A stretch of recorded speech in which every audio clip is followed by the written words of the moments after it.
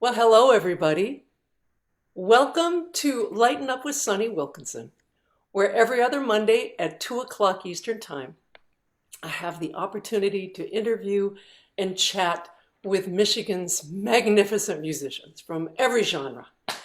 And we have a ball. So I'm so glad you could join us today. I have a very special guest to introduce you to momentarily. Before I do, however, I want to just catch you up to speed with a few things. Number one, after today, I am going on hiatus for the summer to dig in my garden, make pottery, have delicious food on my patio, and just generally bask in summer. So we will be back in September with brand new shows. But meanwhile, we are going to post either weekly or every other week. We haven't quite decided which. The older shows that we have done over the course of our COVID year together, right? So I hope you can join in. If by chance you want to catch up on a particular show, and I have had some remarkable people on this show, folks, I've got to tell you, they're so fascinating. You can always go to my YouTube channel, right? Search around Sunny Wilkinson. I have all the playlists from Lighten Up with Sunny Wilkinson, so I hope you can do that. All right. And then secondarily, I cannot ever start my show without my heartfelt and tremendous thanks to my agent manager, Miss Jamie Sucille, and her right-hand woman, Susan O'Rourke. They are quite a team. And together, along with several other people, they are Smokin' Sled Dog Records, and they are a mighty record label and an agency. And I'm so pleased and thrilled to be affiliated with them because, wow, do we all need community at this point in our lives, don't we? I know I do. So um, I'm going to ask Dave to come on in just a moment. But before I do, I would like to read a couple of quotes about this young man. He is remarkable, folks. All right, so check this quote out. A jaw-dropping phenom on the clarinet, his mellifluous playing and gorgeous tone are inspired by Artie Shaw and Benny Goodman. That's from the Windsor Star in Ontario. Lovely quote. This is my favorite, though. Dave Bennett is the next Eddie Daniels. If Benny had heard this guy, he would have had him over to play duets. I love that. That is from the great and legendary guitarist Bucky Pizzarelli, who we have to talk a little bit about later. So without further ado, my friends, please welcome Dave Bennett. Hi, Dave. Hey, Sonny, how you doing? I am doing so well. I'm really pleased to have you on the show. Well, thank you very much. I'm really glad that you had me on. So I have to say, if anybody I know or have met as a Renaissance man in music, it's you.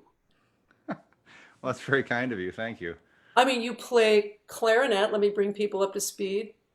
You play groovalacious, in the pocket rockabilly piano. Uh-huh. I know you play drums too, and you A little sing bit. your little hiney off.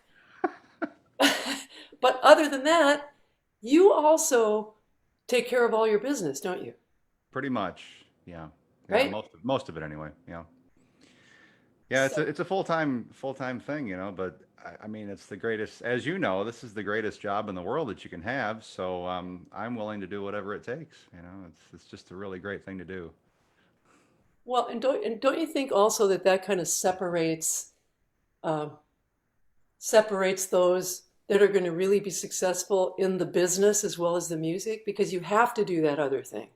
Yeah, I think so. I think just as long as you're if you treat it with the respect of a job, and you just show up on time and you got all your ducks in a row and do the business as best you can, everything goes smoothly that way, and it takes away the anxiety because you have enough on your mind with the music and trying to get that right for the show. Right. It's always a good thing to have all the other business taken care of because then you can just go to the job and enjoy it, you know. So, do you have a schedule? Like, do you do 3 days a week or every day, or how do you handle the business part? I don't have any any set way to. I'm still trying to find the best way to manage my time, which isn't always that good. It just kind of, as you know, it ebbs and flows about how much business you have to get done within a certain day or so. So, there's certain days where I might be doing the business end of it all day, and then I'm kind of too burned out to do anything else. And then there'll be a few days where I can just focus on the music. So I really don't have a set way to do it as of yet. Wow. But I may be getting to the point eventually where I will need some help because it's it's a good problem to have, Yeah. because then you have work coming in. But you know, the old brain can only handle so much at a time. You know. Well, I realized that a little bit late in life because when I was younger, Hmm. I was doing that all things to all people kind of thing where Yeah. you're booking here and you're calling these people and you're hustling that over there and it's like and then you're trying to practice and you're trying to get new music and you're trying to be creative and yeah, that was of course I, I'm not built to do that anymore. That's okay. I mean, I think we only have so much in the tank. Yeah. We just give the best we can. I mean, so for instance, this past year, since we didn't have much going on, I basically wrote my most recent album. I was just in the studio, so Oh, I, fantastic. I took that was a good time for me to get creative, because we had nothing else to do. So tell us about that. Tell us about the process and about the new recording and when that's coming out.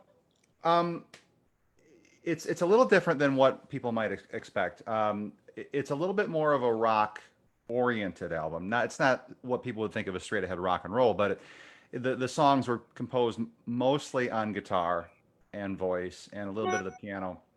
So what I did was, you know, in starting in March of 2020, when this whole thing started, I just started fiddling around with. I started learning how to use GarageBand in my computer, and I never really did that before, so it was kind of learning as I went. But all these melodies started to happen because I would just start fiddling around, and I was finally in that space where the outside world was pretty quiet. And as you know, you can't be creative when there's a lot of interference. So um, these songs started to come. And, sometimes it's like pulling teeth where nothing will happen for 3 or 4 weeks, and then all of a sudden, boom, something will happen. So by the time this past February rolled around, I realized I had about 8 songs that I really felt strongly about because we started incorporating them into my live shows, and the response was really strong. And when the audience would come and ask me which recording are these songs on, I didn't have one, so I thought, I got to do this. Um, but the what I'm in the process right now is, I'm signed to Mac Avenue Records, which is primarily a jazz label, but I've also got these other genres that I like to do. So we spent 3 days in Ohio a couple weeks ago with Pete Sears, Jeff Kressler, and Ed Fedewa, and The we, boys, man. I the love boys. Yeah. boys. So we laid down all the songs, and then right now we're in the process of editing and mixing. And What studio? it was Stone Soup Recording Studios in Maumee. Eric Sills Oh, owns and runs it, and he's fantastic. So I'm in the process now of seeing what we can do with the album, how they would like to treat it, and I'm really excited about it because these songs, it's fine. Finally, I'm doing songs that are completely me. They're my stories. Everything is done just the way I want it. And maybe you've run into this too, but as time goes on and you grow as a musician, you find what works for you more and more. And yeah, then once you step into that room, it's hard to go back. right. So it was probably the most freeing creative experience I've had yet, and I'm excited. I'm excited. Wow. You know what? I'm thrilled to hear you say that because I think that's the longest process we have as artists, being in an Yeah. artistic pursuit, right? I had a young student come to me and say, I need to find my own voice. It's like she's 20, right? Or 18. She goes, Yeah. what do I do? I say, oh my God, honey, just relax. Yeah, yeah. Sing everything, play with everything. Mm-hmm. Find out what moves you, sing that. Find out what doesn't move you, sing that too. Yeah. Play that, expand. Just lean into everything you're doing Hmm. and you will find it. Totally. You know, Yeah, I think it's something it does. It's a process. It takes time, but like you say, learning everything and playing everything, and then you just it all kind of absorbs in you. yeah. And then eventually, somehow, it just happens. So I'm totally with you on that. You can't be impatient. You just kind of got to go through the process. And you have to kind of be courageous enough to lean into it Oh too. yeah, yeah, Because, because it's uncharted territory. You yeah, know, yeah. you don't know if it's Especially going to when, work. like, I can't even really align myself to what you do because what you do is on such a high level, right? I mean, Oh, everything that you've got is on a really high level. But when I was in LA, I sang everything, right? I right. sang country in the studios. I sang rock in the studios. Uh-huh. I I sang casual band stuff where I sang, rock and funk and R&B to the best of my ability. I did all that, right? Yeah, yeah, totally. Um, and I loved it all. It was super fun. Hmm. But then there was this jazz thing, and it Hmm. was it was like pulling on me, and the Right. freedom and the sensitivity and all, and I just kept going in that direction, and that's where the doors opened for me too, right? It was like, oh, Yeah. that's interesting. Let's go that way. Yes. But with you, I can imagine in some ways that was harder because you've got such a strong thing with your rockabilly thing and your tributes to the clarinetist that just went out of my brain, Oh, famous. Benny. Oh, Benny Goodman. Yeah. Yeah, Yeah. sorry. No, it's fine. Um, Well, I don't know.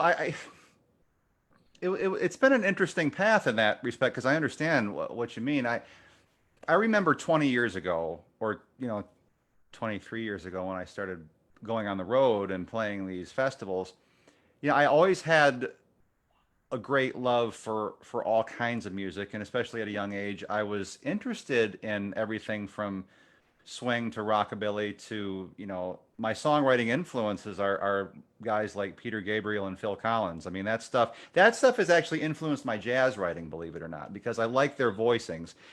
And so I've taken from that. But, when you're that age, you don't know how you're ever going to incorporate any of that. So I remember being 15, 16 years old, and we would be at a jazz festival. And so the age group we were playing to at that time came up during the swing era and more of the traditional jazz era. But there was this fringe in there that appreciated Elvis Presley or any of that stuff. So I remember, when I was 16, they would feature me to sing an Elvis song.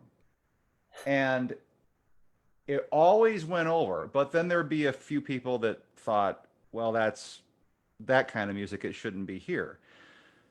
But then as time went on, I'm noticing now, especially in the last, I don't know, 5 years or so, when we go out and play, pretty much the audiences will accept it all.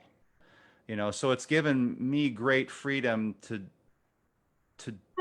do these different avenues, especially that are mine. Because I mean, our shows are very interesting that where we can kind of seamlessly go from jazz in New Orleans to doing maybe a surf guitar instrumental that I wrote to more of a country thing, but we make it kind of work. It's hard to say how we do it. I don't know. It's just the grace of God, but it does work.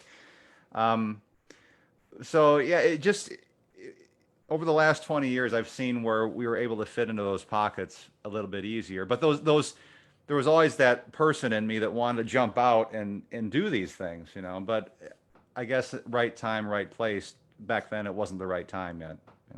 and don't you think also you have so developed your audience over the Mhm. years Yeah. that that they come to see you're the commonality. You're that focal point. They come to see you, so they're going to accept and like pretty much anything you do. I hope so. I hope so. I'm always worried that I guess we all have our insecurities, but I'm always hoping that the audience will.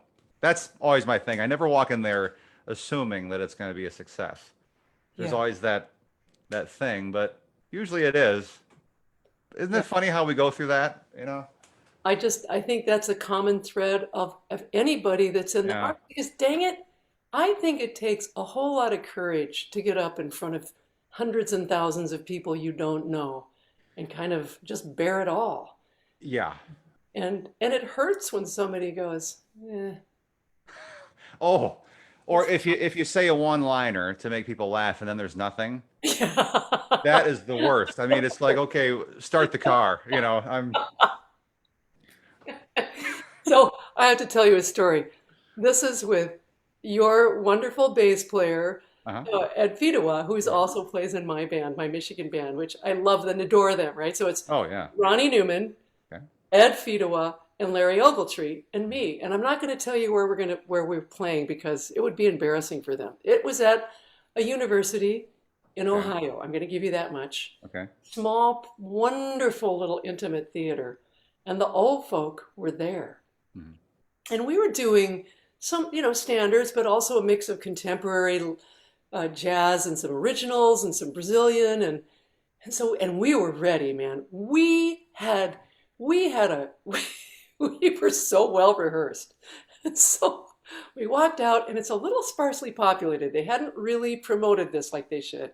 Okay. And in the front row were three very elderly men. Yeah. And within the first 5 minutes, all three of them were snoring. They were asleep going, Perfect. perfect. Perfect. Oh, that's And of course, I was upset. And then I looked back at my husband and he was laughing. And I went, what are you going to do? oh my gosh. Those are the things that memories are made of, Yeah. And books, good books. So you said you got to let everybody know about how you started down this path. You started doing concerts when you were 15? 13. Oh my God. Yeah. Yeah, I started playing clarinet when I was 10. Okay. And within the first month, I realized I could teach myself things by ear. And the guy who started me on the clarinet, I had him for 1 year, and then I took lessons from him intermittently during my sixth grade year. His name was Jamie McLeod, and he played clarinet, plays clarinet, and he turned me on to Benny Goodman, and uh, he just had such an effect on me that the inspiration I had from him lasted me all these years. So he really showed me the foundation, really set me off in the right direction. And so every year for a band concert, I would play a jazz song, a Benny Goodman song, or something, And I did it in fifth grade, sixth grade, seventh grade. And then on the summer break of '97, I just gotten out of the seventh grade. My middle school band director, Phil DeFaw, who was a good friend of Jamie's, had a friend that managed a coffee house in downtown Pontiac, and they said that they were looking for entertainment. And he had, that program Band in a Box, where you, Sure. I well, remember it he well. had just gotten that, and they programmed some music for me. So we went down there on a Friday night, and I played, and they wanted to hire me. So throughout that summer and the eighth grade, I played every other Friday night from 8 to 11, got paid, and that it was just it was an amazing escape from middle school, you know, to the real world and playing out in public. And then uh, in my ninth grade year, I met Dave Tatro, trumpet player from the Flint, Otisville area, and he had the band, the New Reformation Band, which was a Dixieland jazz band, and they were really big on the traditional jazz circuit. They were always at all the festivals. So I went and played with them for a concert. They invited me to sit in. And then the very next day, they called my folks because I was at school, and they said, "We're doing a festival in Redding, California, and in a couple months, and our clarinet player can't make it. Would you allow Dave to come out and play with us?" So that was I was 14. That was the ninth grade, and I went out and I played 10 concerts with them. They gave me their recordings, so I learned all their stuff, and uh, and that's kind of that was those two events, being down in Pontiac and then meeting Dave Tatro and going with the Reformation Band really set me on my course because it that got me out in public around the country to where I could make some connections and people um, were at least aware of who I was. So that was kind of the what started the whole thing. Now, did you play in grade school and high school bands? Yes, yeah, I played in the school band, fifth through 12th grade. Mhm. When it came time for high school in the jazz band, they don't have a lot of room for the clarinet except for maybe a few songs. So I played tenor in the high school jazz band. Um, but it was great. I mean, as time went on throughout being in high school, my traveling, I was doing more of it each year. So, the teachers were always very understanding. I would just say, I'm going to be out of town. Can I, can you give me my assignments ahead of time? So I'd always have my school books with me. And Did that you? continued, Oh, that continued on through college, because when wow. I went to college, believe it or not, I got my bachelor's and master's in accounting. The reason I did that was I didn't want to teach music in a formal setting, and I didn't really have any interest in a playing in a symphony orchestra. And I thought, if the worst happened and I couldn't play music, what could I do that would be, practical? So my uncle used to be CFO for the Detroit Lions, and he did very well and a great guy, very helpful to me. And so I think someone in the family said, "Well, what about accounting?" I said, "Okay, let's do that." So you were able to That's manage. First of all, I think that what a smart choice to be managing your career and having that accounting business background, right? I mean, well, it what it did, I think it helped me to just be very organized. I mean, mm, I'm no financial planner. I still rely on him to help me and for my financial advisors to help me with investing and everything. But that training did help me to really look after detail, especially with contracts. And if I don't know something, at least I have resources that I can go to ask for help, yeah. you know. So it was a benefit, you know. So I have a question for you because, of course, I'm a mama, Mhm. and I'm curious as to how your folks handled this youthful prodigy who was going out at 13 in clubs Um, and bars and on the road. well, I mean, I always had the best relationship with my mom and dad, Oh, and they were always in my corner. In fact, they were the ones I was always the one that was extremely hard on myself about everything. mhm. And they were the ones telling me, Dave, just try to lighten up a little bit. You're doing great. So they were always in my corner. And the people that I was with, they were kind of like my parents or my grandparents. Some of the guys were older. So I was always in good hands. They were a lot of fun. We laughed and joked, but they looked out for me. So, I mean, I wasn't, I was there to do the job, Yeah. and, especially at those younger ages too, a little more shy off stage, so I would I'd play the show, but, I'd go back to the hotel room and study, do my thing, and they were always good about it. They were always really good about it. Isn't that, it's so nice to look back on the mentors that embraced me when I was younger and just didn't have a clue and was sort of, there was no formal education back then. I was just flailing away, sort of leaning into the wind. Yeah, But there was always somebody there to help me, whether it was chord voicings on piano or how to handle a gig or right. how to walk on stage or just protecting me when I walked from my car, walked from the gig to my car. Sure. I had a lot of people that mentored me along the way too. So Hmm. that's so important. Hey, you know what, Dave? We're going to play some music. Okay. So the first thing I'm going to play, and I need to set it up a little bit, is I'm going to play A Long Goodbye. Would you tell the folks about that while I set it up? That was written by myself and Shelley Berger from Toronto, who's an amazing arranger and composer. Hold on a second. Shelley Berger? Dave, I played with Shelley Berger in LA. I sang some of his demos in. Okay. Well, yeah. Wow, Yeah, that's oh, because oh, Shelley's the oh, one, he and I wrote most of the Blood Moon album. oh my God. I would give anything to play with him again. Oh, I he's amazing. He's I fantastic. loved him. Yeah. Wow, what a small world. Okay. So we wrote that song in the summer of 2015 because we were first time we did a project. I did a project of things that I would compose, and he was my writing partner. And that song, yeah, it was just one of those things we came up with in a few days, and I was just really proud of the way it came off musically because it takes a lot of twists and turns. And Yeah, it's beautiful. Now, we're not going to be able to play the whole thing, but everybody can go on later and get a taste here. Let me get it full screen. Um,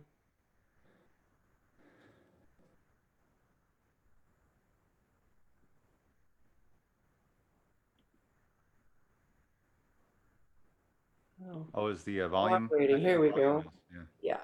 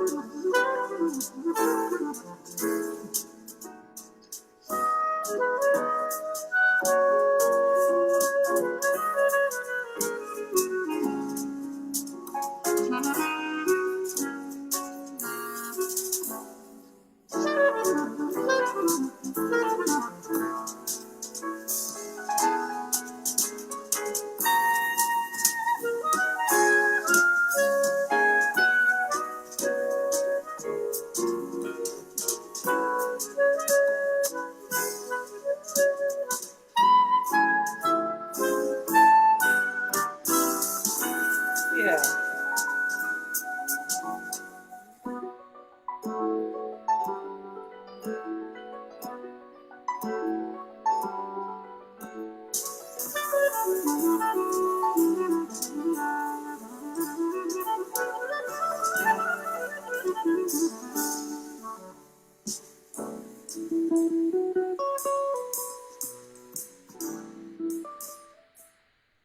Absolutely beautiful. Thank you. Just gorgeous. I love that you wrote that with Shelley. Yeah. So before we do anything else, my friend, I'm going to play just a couple of quick snippets of a different side of you, okay? Okay. So let me see if I can get here to the right place. I'm going to Okay. share the screen again. This is you, I believe, playing um, playing a quite sprightly solo with drums, and it appears to be Mr. Pete Sears, who is one of my favorite people again on the Mhm. planet. And Oh, here we go. that's actually Doug Cobb in that clip Oh, it's there. Doug Cobb. Okay.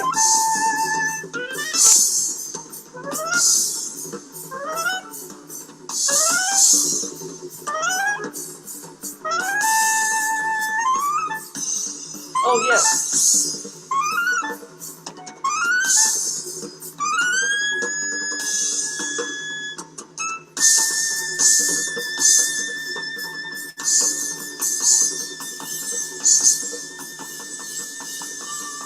Show off. Okay.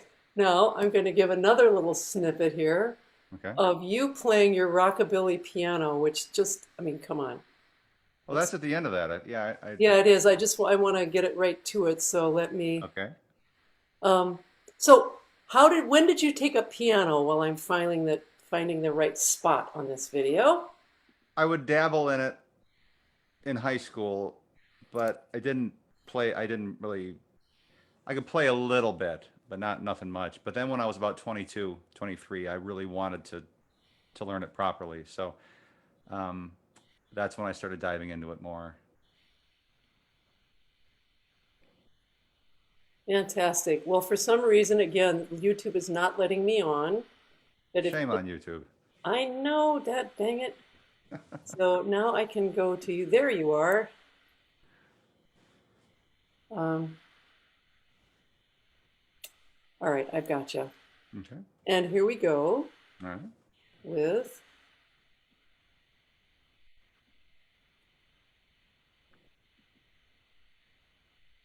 224. Okay, I think this will work. Am I sharing the screen? I don't see it. All right, so hold on one second.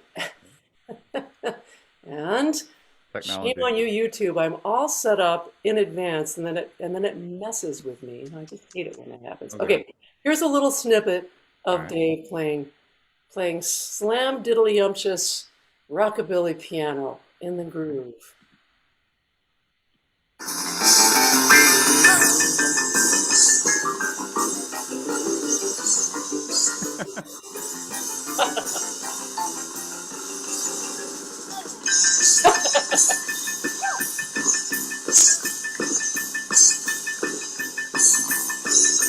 You got to stretch before you do that. Yeah.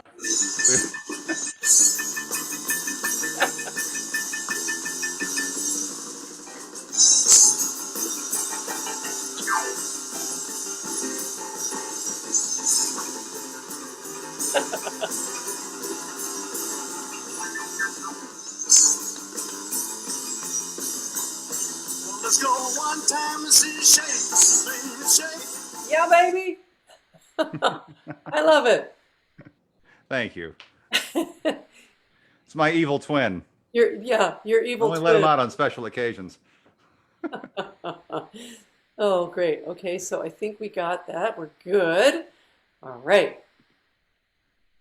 Yeah, I'm not quite sure why YouTube is doing that to me, but I have it all set up to play and then it says not accessible or something. I'll Uh, figure it out. that's all right. Yeah. So, you wrote during COVID, but you're Mhm. beginning to emerge from COVID. Mhm. And I see on your website you've got lots of dates coming up. That's great. Yeah. Yeah. Last summer, when everything opened back up, we went back to work pretty steadily at that point too, and then it was just kind of like I I didn't know what was going to be canceled again, and um, but it looks like things now are starting to finally open up for real. So yeah, I think we're almost booked through to the end of the year, almost. Oh, great. So I'm really grateful for that, and got a lot of new material and kind of a new lease on the whole thing. I mean, Yeah. I think we're always grateful for doing this, even prior to COVID. But when everything gets shut down, I mean, it really makes you thankful for what you do because it's just not natural to be shut away for so long. You know. For any of us, I mean, not just artists, we're such Yeah. communal animals, Well, folks. It's scary. yeah, and I learned things about myself. I mean, I'm kind of a loner by nature. I mean, off stage, like I'm really comfortable on stage, but once I'm there, I kind of like being on my own. But even a loner has their limitations. I mean, that was way too long. Yeah, So, but yeah, I'm really happy things are finally starting to happen again. You know. that's great. Would you mind talking about how, I mean, I notice on Facebook that you are really bold about saying how much your faith is important in your life and in your Mhm. music. Well, when I share scriptures, um, I always like to say, I mean, I struggle just as much, or probably more so than the next guy. Um, but there's sometimes I'll find these certain scriptures that really jump out at me because I really need that on a particular day. Like, man, I'm really deficient here. I need help here. So I think if it helps me, maybe it'll help somebody else that's feeling the same way. I mean, I've never been in a position where I'm I'm like preaching or anything like that, but it's just like I need a lot of help and a lot of guidance. I need a savior. And I just put it out there for anybody that might feel the same way or need some help too. Like, yeah, man, I'm with you. I get this, So um, that's why I'm so bold about it, Yeah.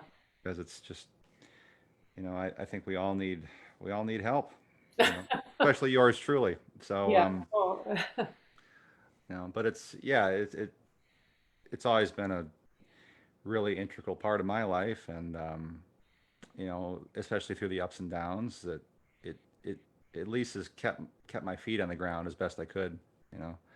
And it was always something very important to my mom and dad, so I always had that foundation there, But we all kind of walked that journey together, you know. So yeah, that's kind of where I come from, you is know. your mama is your mama still alive? She No, passed away. Oh, I'm sorry. yeah, When did she pass? 2007.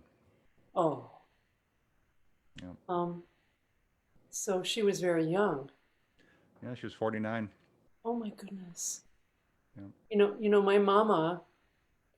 My mama passed away from colon cancer when she was 47 and I was 10. So Wow. I Okay. can relate to that hole in your heart for that one. Yeah, I mean it's the worst Mm, nightmare that could ever happen to you, you know.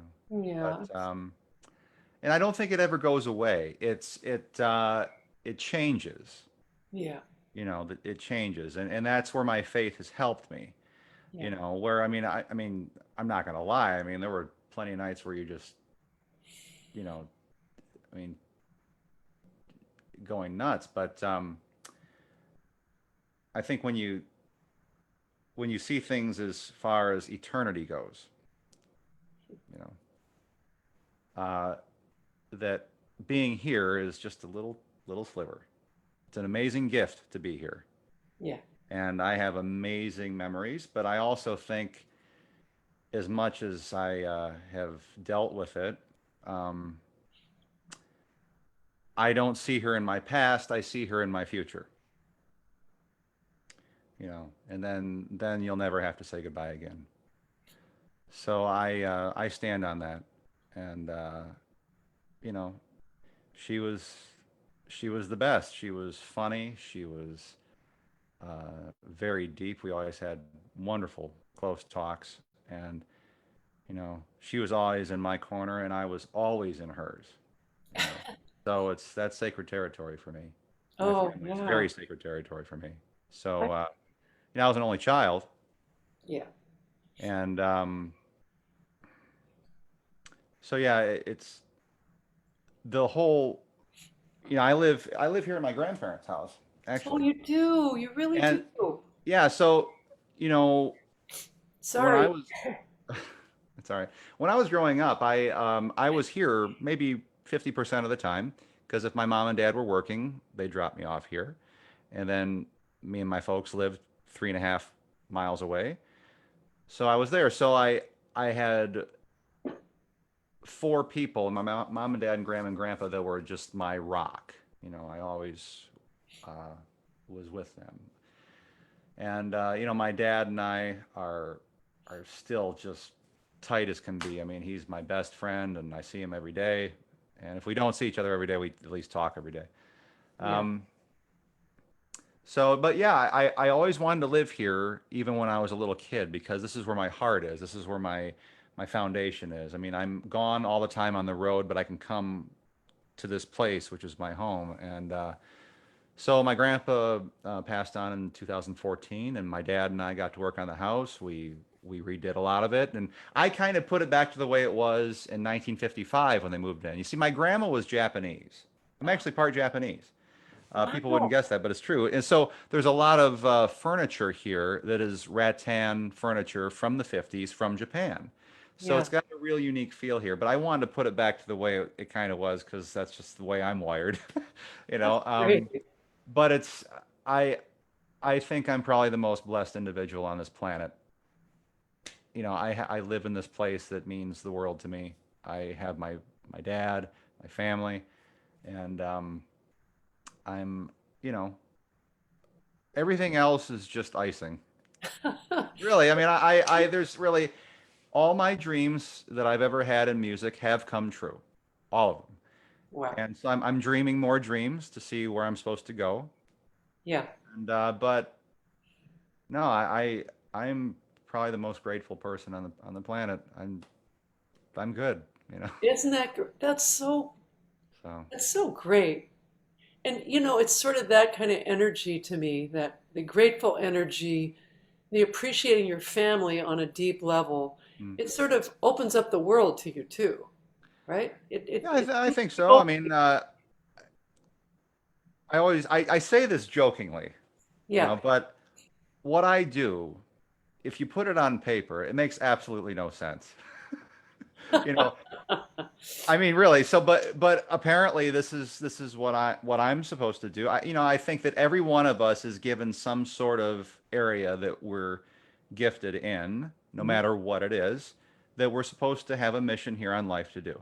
And apparently, this is mine. So I get asked to do a lot of really cool things, and how can you say no? You know, how can you say I can't say no to that? That's amazing. So, Ah, I mean, there's times where it's scary because, as you know, when you're self-employed and you're doing this, I've gone through a lot of those moments thinking, oh my gosh, what's going to happen?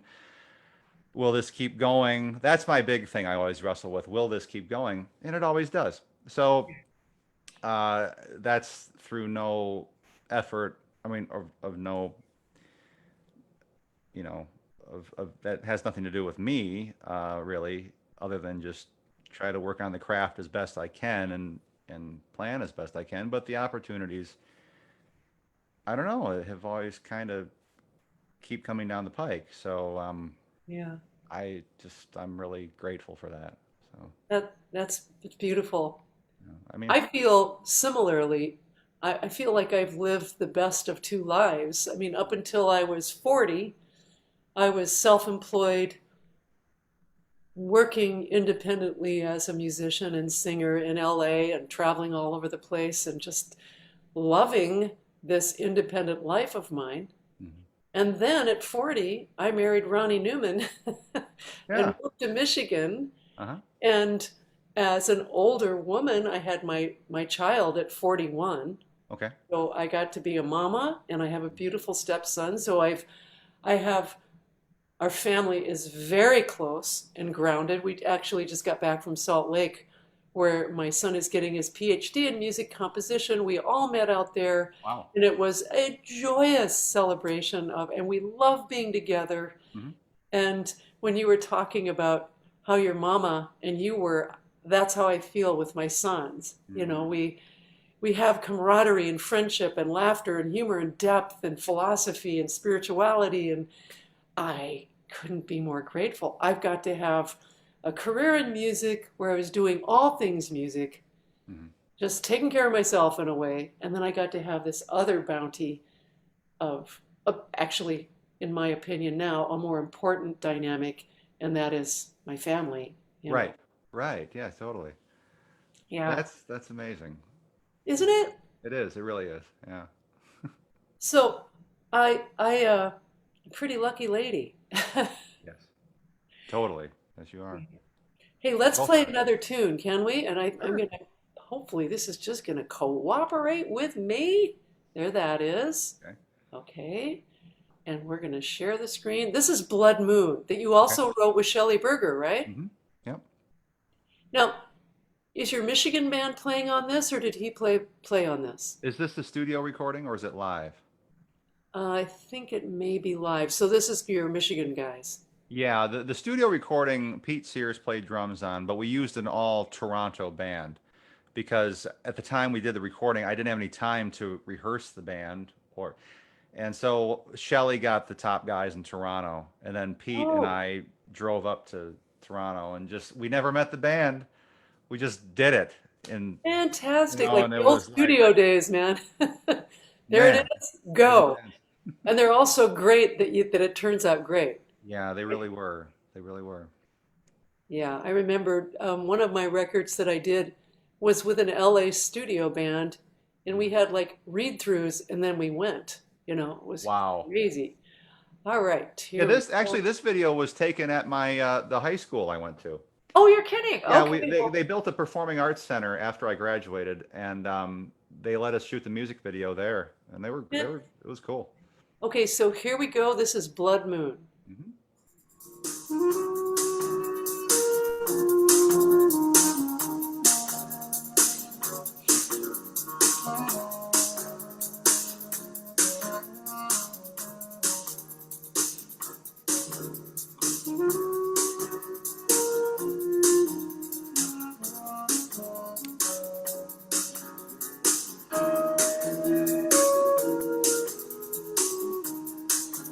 Circular breathing, are we?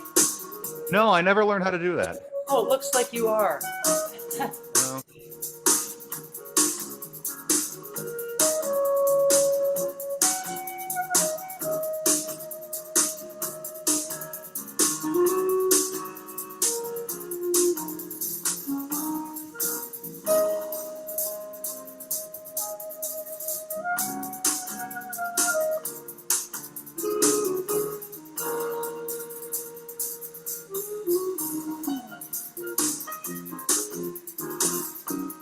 Here's our beautiful Jeff Kressler on piano. Yeah.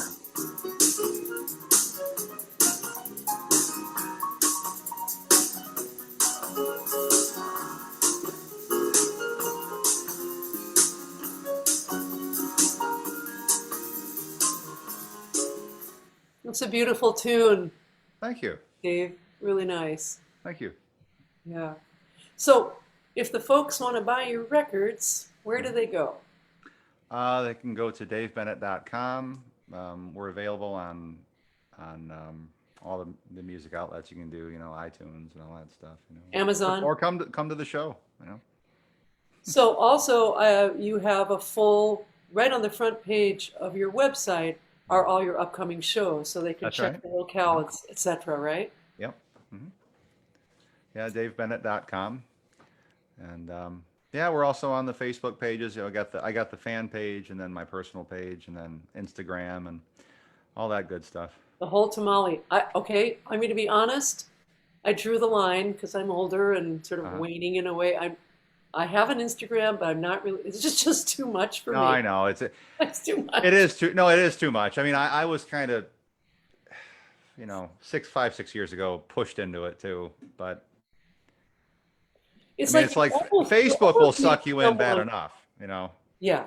It's like, sorry, I didn't mean to cut you off Oh there. no, that's all right. It's like you almost need someone to manage all of these social media platforms. Yeah, I mean, by the time you get done with everything, it's like, okay, we got to practice. Yeah, it's time to do some music I and dig in know. the garden and throw pottery. Well, you like gardening, I love working in my yard. I got a Yeah, fairly big yard, and I got a riding lawnmower and everything. I just love working out there. I love keeping the lawn green, and it's a good way to just get away from everything for me. yeah. Put your hands in the earth and connect. Yeah, it's great. It's cool. I love it. I'm planting all kinds of zinnias and sunflowers, and Ron says, "You're seeming to cram flowers into every corner." I go, "Yeah." As my dad would say, That's it's the flavor point. color. Yeah, it's like this is what I'm doing. Yeah, Yeah, it just makes me happy. there you go. And then you bring in bouquets of beauty into your home. I just love that. Yeah, absolutely, absolutely. It's just this is where we live. It's got to be the way we feel comfortable in it. Yeah. So, do you have some, we already have given a lot just by sharing your experiences, but to the younger folks out there that are struggling or in earnest about pursuing music in their lives? Well, I mean, I think that if it's in your heart and soul and in your gut and you feel that it's calling you, then always go for it, you know? I mean, I'm the type of person I don't like to gamble. So, I hedged my bets by getting a degree. I think that's always a good thing to do. You know, I mean, and it doesn't mean that music won't ever work out, but it's just like, well, if you hit some rocky times, and we all have, I mean, at least we have something there to kind of help us through, you know? I mean, I don't think there's any harm in that, and it doesn't take away from our dreams and music, but yeah, I think you can be artistic and be practical at the same time, just in case, have a little padding, a little backup there, but um again, it kind of comes down to that whole thing. Like what I do makes no sense. I mean, you know, back when I was 10 years old, I said, you know, someday I'm going to play Carnegie Hall and someday I'm going to do this, I'm going to do that. And it actually happened. I mean, I don't know. If you're called to do something, then I think the good Lord will make a way for it to happen. Each one of us has a thing we're supposed to do. And, you know, everybody hits hard times, and I think maybe going on more of a deeper level, what you and I were talking about with some of the young people that have come up to you and say they want to find their own voice right off the bat. Um, I think that as far as artistically goes, if you just learn as many different types of music as you can and experiment as much as you can and just keep doing that, I think your own thing will eventually pop up, and then you have your own stories to tell, you know. Yeah. But everything's timing too. I mean, you know, sometimes you might get discouraged because that big break hasn't happened yet. But what I've learned is because I've gone through that. I've gone through the point where I thought, oh, this is it. And then everything kind of went like this, and then you kind of go through this bewilderment. But looking back on it a little bit more now, I can see that, you know, there's always a season for everything, Yeah. and maybe that big thing just isn't ready yet. You know, it's kind of like that story they say about the little kid who asks his dad for a motorcycle, but he can't receive it at 5 years old, you know, Yeah. because he has to be trained for it until he's in a spot where he can handle it, you know. But he's given a tricycle, then a bicycle, then a dirt, you know. So I think those are just some of the things that I've learned, that, you know, sometimes you got to take a little patience, but if it's a dream and you have that thing you're leaning towards, then I definitely say just keep going, you know. Yeah. I And always like be nice to everybody. That's the oh thing. yeah. Be nice to everybody, be grateful, be humble, and at any cost, do not get an attitude. That is one of the things I can't stand because, um, you know, there's a lot of good players out there that are easy to work with, you know. I Uh, am so with you, man. And no sometimes tolerance level for that. I have none for you know, you may or may not know this, but I come from six generations of Methodist ministers. Oh, I didn't know that. No. Right. And so in my music, I am always, especially when I was young and nervous about being on stage, Right. I would picture them like that my purpose was to embrace the people like a congregation, Yeah. and that they were in my home and I was Uh-huh. going to give them my best food and my best wine. Yeah. And I would go out and shake everybody's hand like you do at Mhm. church, right? I'd be Right. like, hello, thank Hmm. you so much for coming. And the idea of elitism in music as an artist is so foreign to me, and I hate it. Oh, it's And horrible. I've played with some of those, and That's always a lot of fun, isn't it? I hate it. I cannot stand it. Oh, I know. You know, oh, and it impedes the music, right? Because Yeah, you're it suddenly up makes there you with an go, it attitude makes you like, I kind of, gotta play. We're it's like, both, come on, man, yeah. lighten And, up. and also, if you're a little sensitive, which we all are, you want to know that the guys behind you with you are in your corner. So you Yep. look back and they're grooving and you're grooving, and so we're creating a real vibe, Yes. right? Yes. And that's important to me. And that Big other time. thing, I have no patience for. And I'm going to say one other thing because Go for now it. I'm on this. Um, the great musicians that I have had the opportunity to play with, some of the legendary jazz musicians that I've had the blessing and gift of playing with, Hmm. not one of them was an egomaniac or an elitist. They were kind and welcoming Hmm. and warm. Hmm. And it was that taught me such a big lesson. It's like, well, if those guys are humble, like what, how possibly could you ever have an attitude? Well, like my two clarinet heroes, obviously one is Benny, but the other one is Pete Fountain. Yeah. I love Pete Fountain, and I got to know him. Okay, I met him when I was 17.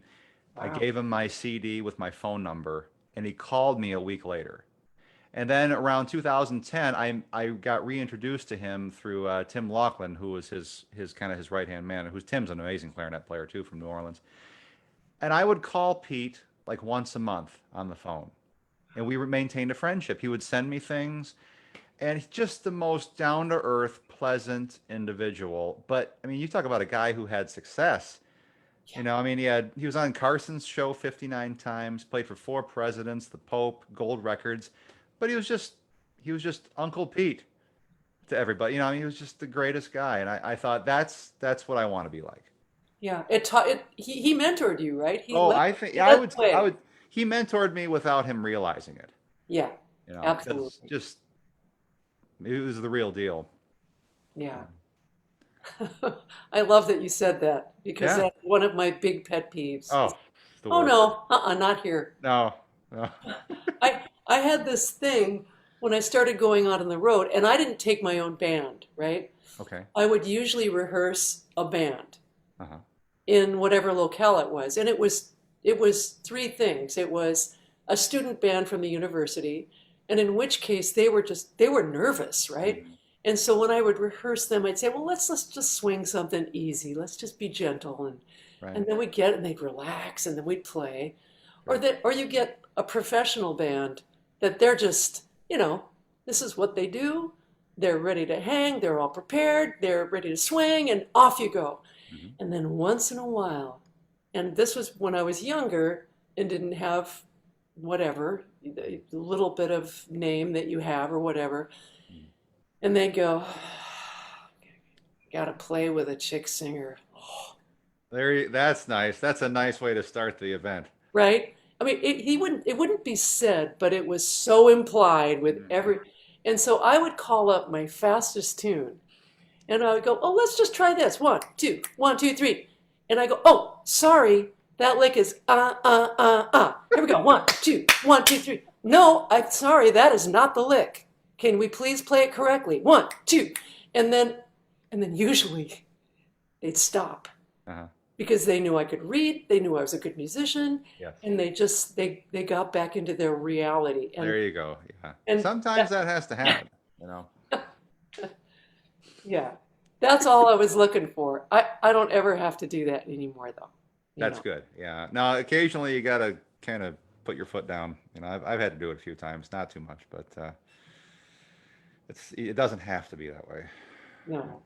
And you play with such wonderful cats in all of your bands. Well, I'm at a spot now where I have complete control over who I can work with.